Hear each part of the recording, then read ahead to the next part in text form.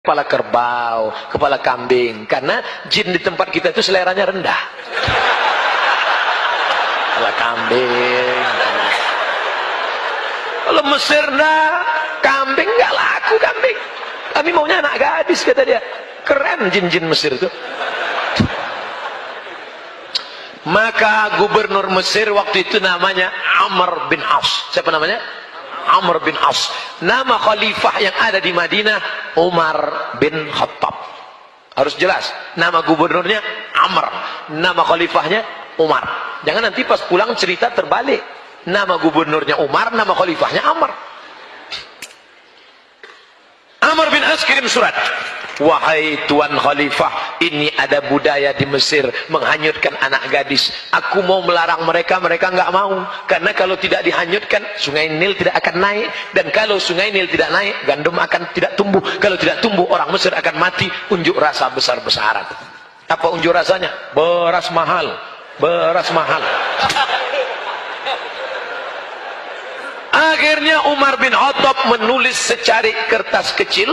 Kertas itu dilipat halus, dimasukkan ke dalam amplop. Amplopnya dimasukkan ke dalam amplop besar, bawa pulang menuju Amr bin As. Amr bin As membaca surat. Wahai Amr bin As, hanyutkan amplop kecil ini ke sungai Nil. Amr bin As penasaran, isinya apa? Dia buka. Dia buka isinya. Ya Nahran Nil, wahai sungai Nil, min Abdillah. Dia tidak bawa nama-nama khalifah. Wahai sungai Nil, dari hamba Allah Umar bin Khattab. In kunta tajri min qibalillah fajri. Kalau kau mengalir karena Allah, mengalirlah. Wa in kunta tajri min qiblat sik fala tajri. Kalau kau mengalir karena dirimu, tak usah kau mengalir sampai hari kiamat. Dimasukkan lagi amplop kecil, dicampakkan ke sungai Nil di waktu malam. Besok pagi naik air sungai Nil ke atas. Sejak itu dihilangkan budaya menghanyutkan anak gadis ke sungai Nil. Sekarang pertanyaannya, agama mengikut budaya atau budaya itu dijadikan agama? Agama Islam menghapuskan budaya yang bertentangan dengan syariat Islam. Di Riau, tempat saya, kampung halaman saya, ada tradisi menanam kepala kambing untuk membuka hutan.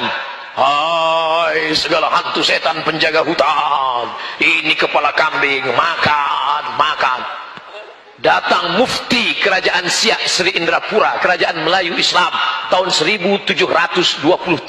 Sultan terakhirnya Sultan Syarif Qasim menyerahkan kedaulatan kepada Presiden Soekarno 1946 di Yogyakarta. Kami mengikut Indonesia 1946. Kami paling cinta NKRI. 11 juta gulden disumbangkan Sultan kami untuk mengikut negara kesatuan Republik Indonesia. Allahu Akbar. Muftinya berfatwa tidak boleh menanam kepala kambing ke dalam tanah untuk sesajen. Dihapuskan budaya itu. Makanya yang ditanam hanya darah kambing saja. Karena darah kambing haram dimakan. Darah nggak boleh. Darahnya masuk ke tanah. Lalu masyarakat bertanya, Kiai, Ustaz, darahnya buang karena najis. Kepalanya antar ke rumah saya. Nanti kalau jinnya ngamuk, jinnya diusir dengan tahlil. Beramai-ramai bertahlil di tepi hutan. Abdul zikri fa'lam annahu la ilaha illallah. La ilaha illallah. La ilaha illallah. Lari setan, tunggang langgang, lintang pukang. Lari semuanya. Makanya setiap ada pengajian, saya kalau pengajian di kampung, ada acara akikah, walimah, pasti dikasih kepala kambing. Kenapa? Karena tradisi dari dulu, kepala kambing yang ditanam dalam tanah, dinaikkan, diletakkan di dalam ustadz. Ustadz makan otaknya dengan lidahnya. Sekarang ustadz banyak yang setelah makan itu berkunang-kunang. Ketika ditanya, kenapa ustadz? Jinnya ganggu. Bukan, darah tinggi kumat. Dari kisah yang terjadi tentang budaya di Mesir dengan yang terjadi di kampung halaman saya tentang menanam kepala kambing, bisa difahami tentang jawaban ini? Itu enaknya ceramah di komunitas Civitas Akademika, mahasiswa-mahasiswi cerdas-cerdas mereka. Yang nggak paham pun nganggu. Ustadz, berapa kami boleh melamar dan menghitbah akhwat? Haruskah kami bergelimang harta dulu baru bisa membahagiakan si dia? Guru mengaji saya, true story, kisah nyata, orangnya masih hidup, juara musabaqah tilawatil Quran, hafiz. Dia pinang ibu nyai itu dengan mahar mengajarkan Al-Quran. Itu yang paling indah. Aku nikahkan engkau dengan anakku dengan mahar mengajarkan surat Ar-Rahman tunai. Tak ada pernikahan yang indah. Kalau kau nikah dengan emas, emas akan terjual.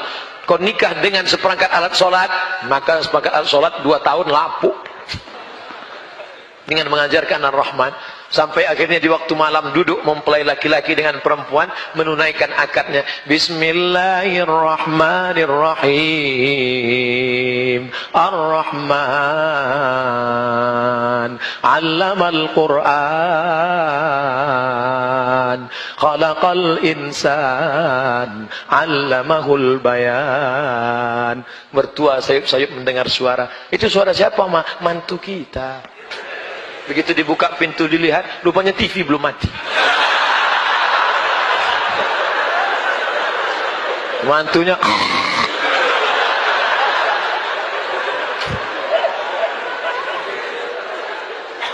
kalau calon mertuanya ngaji, calon mantunya ngaji, connect.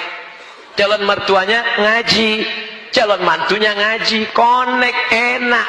Yang enggak enak nih calon mantunya ngaji, calon mertuanya matre. Ketika datang, Pak, kupinang anakmu dengan surat Ar-Rahman dan segenggam cinta, makanlah cinta lu. Itu makanya cari mantu mertua yang ngaji. Hai bapak-bapak calon-calon mertua yang belum ngaji, ngajilah. Ustaz nunjuk siapa? Kamera. Nanti potong, sampaikan ke calon mertuamu yang belum ngaji. Hai bapak calon mertua yang belum ngaji, engkau sudah diintai-intai malaikat maut. Ngajilah, ngaji sampai masanya kau mati. Kau minta calon menantumu itu dengan mobil mahal, tinggal kau pilih dia karena mobilnya mahal, ternyata rental. Tapi ini calon menantumu yang pandai mengaji, sampai saatnya kau mati sakaratul maut, sudah 3 hari tidak mati-mati. Menantumu ini yang akan datang nanti ke dekatmu membacakan Yasin wal Qur'anil Hakim.